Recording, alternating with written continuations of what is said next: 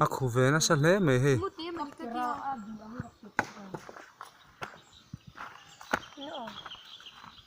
lai về là mun đang khu mía là vậy lai lấy corong chiều ngắt trăng hè nên ron khu sâu vút vút mẹ khu ram huay ông nghe mình tônเลยông mà về tắc chưa này nghe ông gì này bộ còn rất thiếu nó hết khu vút vút mẹ ấp buộc tôn nghe mình này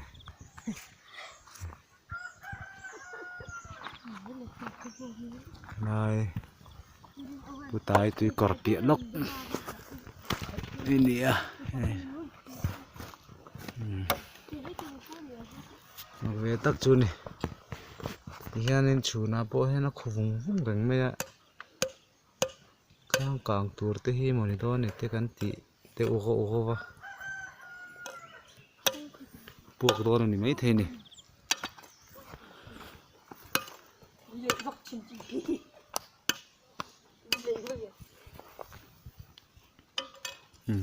khu vùng mày muốn đăng tây chuyến mà ông là vợ ai lái thế hi khu na chú nè